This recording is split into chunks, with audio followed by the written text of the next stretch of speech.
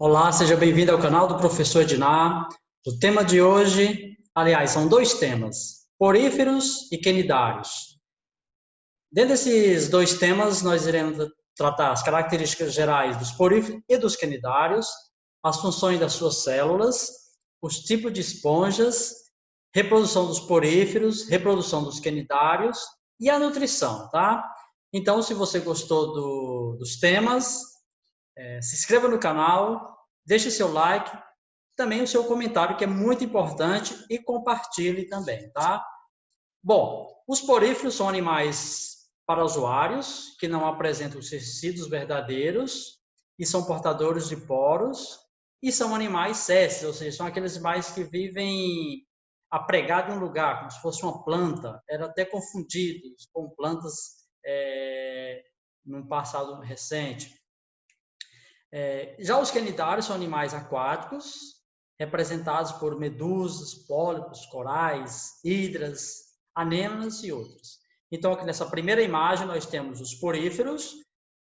Porífero, esse nome é porífero porque tem poros, a parede dele, do corpo dele, vamos chamar de corpo, mas na verdade só são células especializadas, vamos dizer assim, que é cheio de buraquinhos. Então, para quê? Para entrar água. Então, poríferos. E aqui nós temos os quinidários, tá? São aqueles animais que estão presentes aí na água e no local onde eles estão presentes, proibido o banho porque causam queimaduras aí até de 2º grau. Tem muitas pessoas que são precisas internar por causa dessas queimaduras quando teimam e tomam banho em praias, tá? Bom, vamos começar a falar dos poríferos. Como eu já falei para vocês, poríferos porque são portadores de poros, de buraquinhos na parede, como vocês podem observar aqui. Aqui está uma esponja. Antigamente as pessoas utilizavam as esponjas para tomar um banho e se esfregar, tá? São macias, vamos dizer assim. Não tão quanto as sintéticas que é hoje, fabricada hoje, mas é utilizada para esse meio, por exemplo, tá? E aí são portadores de poros. Vou explicar por que esses poros aqui, tá?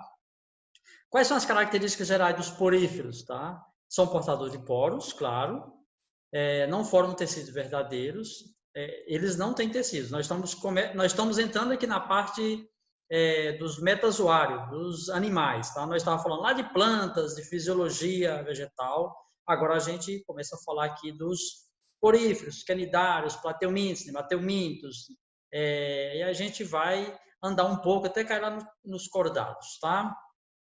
Na maioria são marinhos, ou seja, quase todos vivem no mar, na água salgada, mas existem espécies de água doce, tá? A célula típica é um coanócito, como se fosse um colarinho, tá? Parece um colarinho mesmo.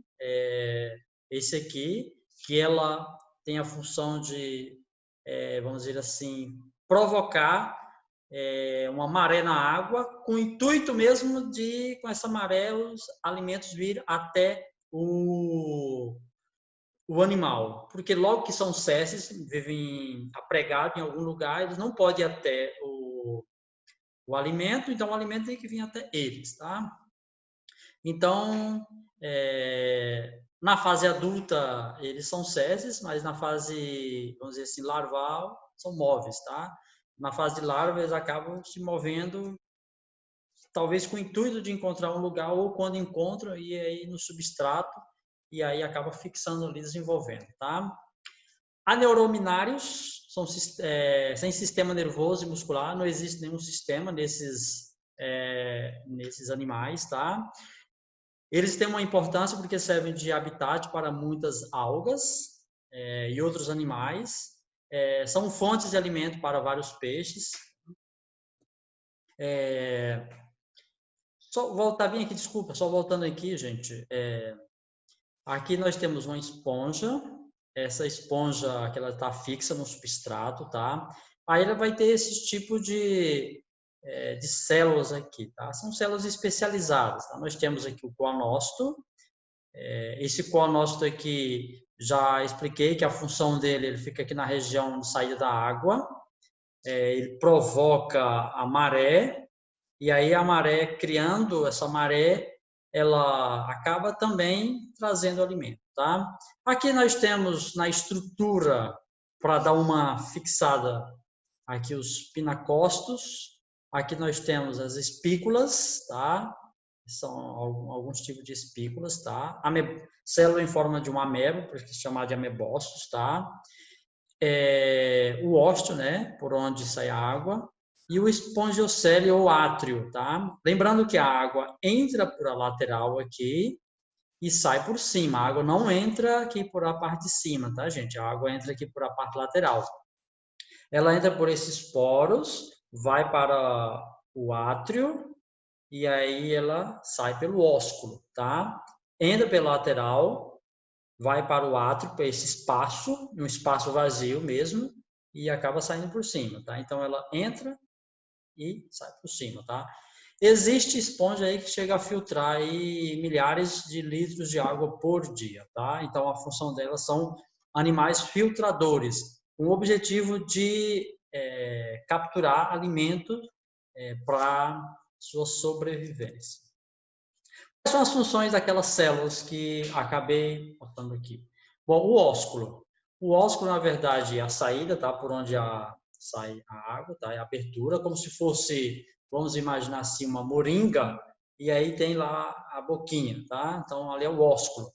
A abertura por onde sai a água, contendo os resíduos, e também os espermatozoides, em alguns casos, tá? O átrio, o espongiocele, é o espaço, tá? É o espaço lá dentro da moringa que fica a água, é a cavidade interna por onde circulam os nutrientes e os gases respiratórios. Claro, esses animais precisam de respirar, mesmo que seja por absorção, mesmo que a alimentação seja também por absorção, mas precisam de respirar, de alimentar. O poro, o ósteo, possibilita o fluxo de água para o interior do átrio. E o intuito disso não é beber água, mas sim alimentar, que eles fazem essa filtragem. E como é que esses animais se sustentam? Bom, existem espículas de calcário, carbonato de cálcio, tá? Que são inorgânicas, ou rede de espongina, que são proteínas orgânicas. O esqueleto é produzido pelos amebócitos, que é aquele tipo de célula que parece uma ameba. Já existem as células coanócitos, tá? Que é em forma de um colarinho, que é justamente para provocar um fluxo contínuo de água do ambiente para o átrio, ou seja, para dentro da esponja. E as células amebócitos, vamos dizer assim, são células, desculpa que ficou incompleto, são células totipotentes. O que é uma célula totipotente? É uma célula capaz de diferenciar em outro qualquer tipo de célula. Essa célula, ela está ali. Digamos que você fez uma massa. Aí eu vou fazer o que dessa massa? Vou fazer um bolo? Vou fazer um pão de queijo? Vou fazer outros tipos de massa? Então, é uma célula totipotente. Ela ainda não sabe quem ela vai se diferenciar, tá? Quais são os tipos anatômicos de esponja que nós temos? Nós temos 3 tipos de esponjas existentes. Observem a parte anatômica delas. A diferença da esponja A, como essa estrutura dela, a esponja B e a C, tá? Observe que ela tem uma diferença. Você pode dizer, mas estão todas em pezinhas. Não é isso que eu quero falar. Eu quero falar do arranjo das células, tá? Observe como é que está o arranjo das células aqui, olha como é que está esses arranjos da célula. Observe como esses arranjos aqui, tá? Como se fosse mais ou menos um dedo, uma luva. E observe esses arranjos aqui, um emaranhado, tá? Então, nós temos a ascon, nós temos a secon e nós temos a leu, tá? Então, vamos falar da ascon primeiro. São semelhantes a cilindros ocos, com uma abertura na extremidade superior, assim como as outras também, tá? Que é o ósculo. São revestidas externamente por 2 tipos de células, que são os pinacócitos e os porócitos, tá? Ok? Vamos para esponja do tipo sicon. O corpo é formado por projeções em forma de dedos. Identificam-se 2 tipos de canais, os inalantes, por onde entra, a água, e os radiais, tá? A água penetra pelos canais radiais, indo para o esponjacelo, ou seja, para o espaço, para o átrio, tá? E por último, nós vamos falar da leucon. O corpo é mais espesso, é percorrido por um complicado sistema de canais, tá? Como vocês podem observar, esse emaranhado de sistemas aí, tá? Os inalantes e exalantes, e entre eles, câmaras revestidas por coanócitos. São aquelas células que permitem a água criar a maré, tá? Então, são os 3 tipos de esponjas que nós podemos observar. Reprodução dos poríferos. Olha, nós temos a reprodução sexuada, tá? Reprodução sexuada envolve troca de gameta. Então, no caso aqui, precisa de um macho e de uma fêmea, tá? No caso aqui, nós temos um adulto macho e aqui nós temos uma adulta fêmea, tá? O macho libera uma célula do coanócito dela é diferenciada, se modifica no espermatozoide, sai da esponja e nada. Quando encontrar uma esponja do sexo feminino, o espermatozoide entra, tem uma célula, um óvulo, por exemplo, ovócito, que é de um colarinho, de um coanócito também, que foi diferenciado em um ovócito, acaba recebendo o espermatozoide, ocorre a fecundação, aí se transforma em uma larva. Essa larva agora ela vai nadar, lembra que as esponjas são fixas, mas a larva vai nadar, ela vai encontrar um local, um substrato, tá? Ela vai se fixar ali e vai crescer formando uma esponja. Então, nós temos aqui o tipo sexuado, macho e fêmea. As esponjas podem ser dioicas, o sexo separado, ou seja, macho e fêmea, como nós acabamos de ver aqui, ou pode ser também monóicas, tá? Hermafrodita. O que seria um animal hermafrodita? É aquele animal que possui tanto o sexo masculino quanto o sexo feminino. Ele precisa de cruzar com outro animal. Digamos que essa mão aqui é hermafrodita e essa mão aqui também é hermafrodita. Sozinha ela não vai conseguir ter reprodução, ela precisa de encostar nessa outra mão aqui. Ao encostar nessa outra mão aqui, eu estou dando um exemplo hipotético, tá? Vamos imaginar que são 2 animais aqui, tá? Animal 1, animal 2. Então, esse aqui tem órgão masculino e feminino, esse aqui também tem órgão masculino e feminino. Ao encostar, o órgão masculino de um vai mandar espermatozoide para o outro e vai receber espermatozoide do outro, ok? Então, nesse caso aqui, os dois animais vão ficar grávidos, tá? Ok? Então, isso é hermafrodita também, tá? Então, apresentando fecundação interna, desenvolvimento indireto, passando por a larva, tá? Aqui nós temos a reprodução assexuada, que é por regeneração. Digamos, essa esponja aqui, ela se desmanchou, ela foi cortada em vários pedaços, como vocês podem observar aqui por essa placa de Petri. Aqui nós temos uma esponja desagregada, ela está formada em vários pedaços. Aí ela vai se reorganizar, as células vão se reorganizando, vão formando aí partes. E aí, aqui tem o início da formação de várias esponjas. Uma esponja se desmanchou, as células se organizaram e formaram aí várias esponjas. Regeneração, se regenerou. É como se pegasse uma pessoa, vamos dizer assim, pegasse um animal, cortasse aí as pernas, os braços, etc. E aí cada braço formasse um ser vivo, tá? Ok? Isso não acontece com os animais mais evoluídos, tá? Mas acontece aqui com a questão dos poríferos. Com os equinodermos também isso acontece, tá? Aqui nós temos outro tipo de reprodução assexuada. Regeneração é assexuada. Assexuada que não tem troca de gameta, tá? Não tem macho nem fêmea. Tá? E aqui também nós temos, por brotamento, uma reprodução assexuada. Aqui nós temos uma esponja, ela começou a criar um broto aqui na sua lateral. Esse broto cresceu e aí ele vai se desprender e vai fixar no substrato, formando uma nova esponja. Reprodução assexuada, tá? Agora a gente começa a falar do segundo tema, que são os quinidários ou sedentários, tá? São animais um pouco mais evoluído que os poríferos, tá? Vamos às características gerais. Aqui vamos falar de alguns que estão representados aqui. A água-viva, tá?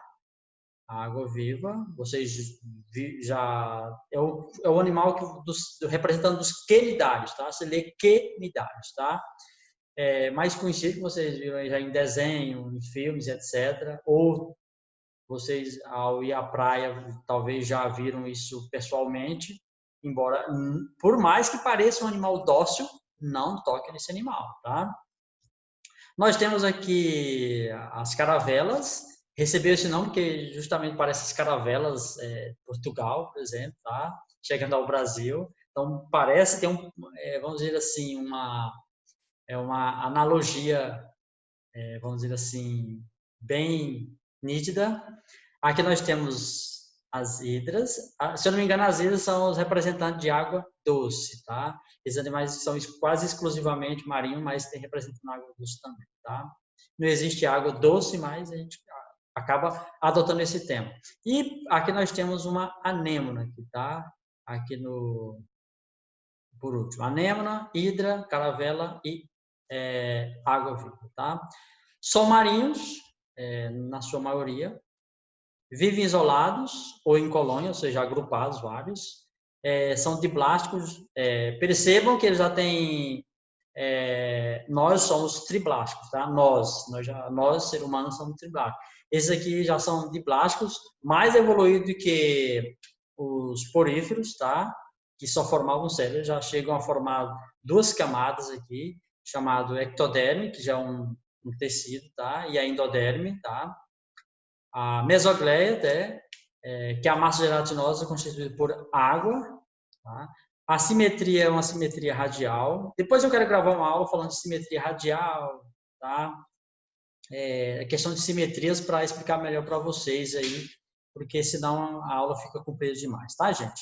Os tecidos diferenciados, já apresento tecido diferenciado, diferente das esponjas.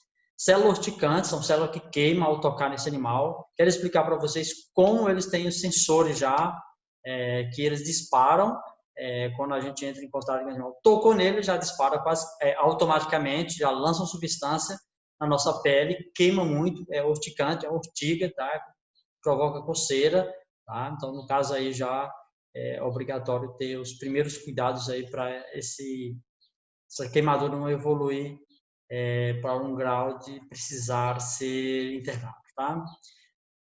A rede nervosa da anêmona serve para contração e relaxamento quando movimenta os tentáculos, tá? Então, observe que ele já tem um sistema nervoso já, ao contrário dos poríferos que não existiam. Aqui nós temos a forma e estrutura dos quenidários. Nós temos os quenidários na forma de pólipo. Forma de pólipo quando ele é fixo, tá? Ele é fixo. A boca dele fica aqui nessa região, circundada por tentáculos, tá? A boca está aqui e é protegido, tá? Os tentáculos aí protegem. Tem muitas células urticantes aqui, então protege, tá? E uma cavidade gastrovascular, por isso são chamados de célula enterrada. São animais que só possuem a boca, não possuem humanos ou cloaca, tá? Por onde o alimento entra, o alimento também sai, tá? Aqui nós temos uma medusa. A medusa lembra aí um guarda-chuva, tá? Já são livres nadantes, tá? Acaba ficando nadando aí na água, tá?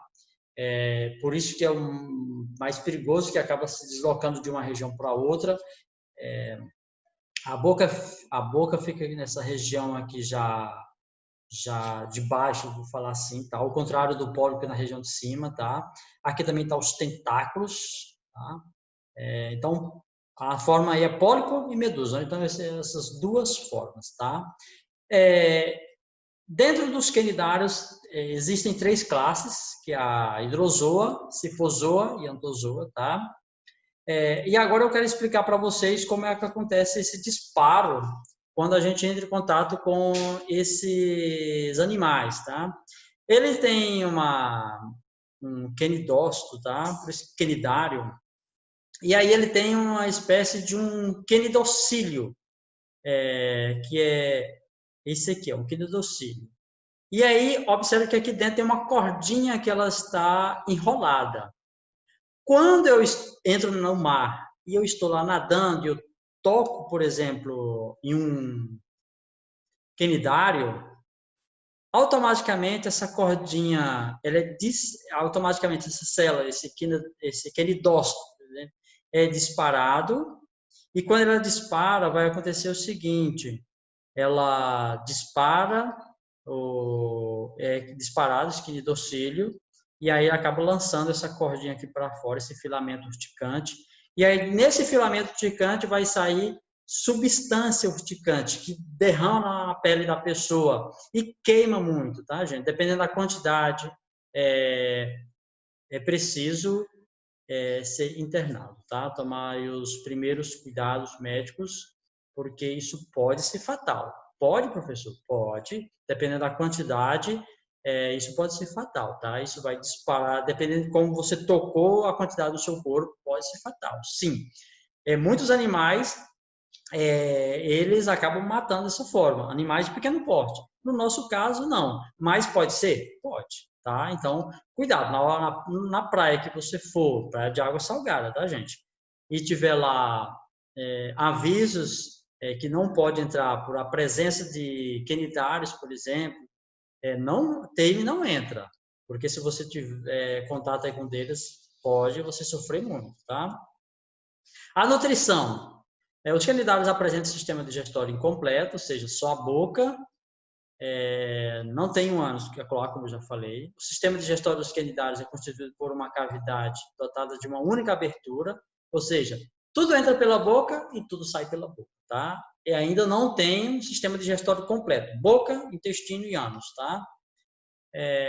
Esse local serve tanto para a entrada de alimento como para a saída de dejetos, tá? Entrou, serviu de, vamos dizer assim, de alimentação para o quenidário, o resto vai sair, tá?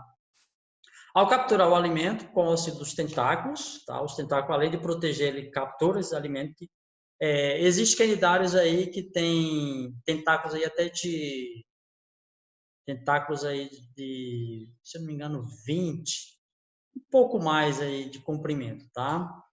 Então, tem tentáculos aí que vai muito, se eu não me engano, eu li em algum livro esses dias de 60 metros, alguma coisa assim, os tentáculos. Então, imagina, olha o tamanho desses tentáculos, tá? O introduzem na cavidade digestiva, tá? Daí são parcialmente fracionados por ação das enzimas. A enzima desmancha esse alimento, sendo os nutrientes distribuídos por todas as partes do corpo, tá? Então, como ainda não tem um sistema de, vamos dizer assim, sistema circulatório como nós, então, mas a célula acaba fazendo essa distribuição, tá? O animal só volta a se alimentar depois que ele eliminar todos os dejetos, tá? Eliminou, vai se alimentar. Se tiver cheio, beleza. Os quenidários são carnívoros, tá? Alimentam-se de partículas em suspensão, ou seja, aquelas partículas que estão suspensas na água, e pequenos animais aquáticos. Lança essa célula, mata esses pequenos animais aquáticos e se alimenta, tá? Reprodução dos quenidários, tá? Assexuada, do tipo de reprodução assexuada, do tipo brotamento, forma um broto, como nós vimos lá nas esponjas. É comum em hidras de água doce e em algumas anêmonas marinhas, tá? Formar um broto, como nós vimos lá na hidra, que parece uma plantinha, acaba formando um brotinho ali, na verdade é uma nova hidra, tá? E nas anêmonas também. A reprodução sexuada é possível graças à existência de quenidários dioicos. Seria um animal dioico, sexo separado. Existe o macho, existe a fêmea, tá? Ou monóico, que é o caso do hermafrodita. Lembrando, hermafrodita não consegue reproduzir sozinho, tá? Precisa de cruzar. Agora, tanto os dois vão engravidar, tá? E tem a questão da alternância de gerações. Alternância de gerações é isso aqui, tá, gente? Nós temos a forma pólipo e nós temos a forma de medusa. A forma pólipo vai formando por camadas. É formada por camada. É como se fosse, vamos dizer, um chocalho de um cascavel. São camadinhas por ano que as pessoas... Mas isso aí é de acordo com a descamação. Não vamos entrar tanto na questão da serpente aí, tá? Mas aí vai... aqui no caso dos cnidários, por exemplo, vai formar essas camadinhas. Ele vai crescendo, vai formar essas camadinhas. E a camada de cima, por exemplo, vai soltando. Lembra que ele está em pólipo, está fixo. Aí quando ele solta, acaba formando uma medusa. Aí aqui nós vamos ter medusa macho e fêmea. Então ocorre, vamos dizer assim, a fecundação, vai formar uma larva do tipo plânula, tá? Essa larva ela vai se desenvolver, tá? Vai se fixar no substrato. E aí ela vai começar a se desenvolver, formando um novo pólipo. Então, ora é pólipo, ora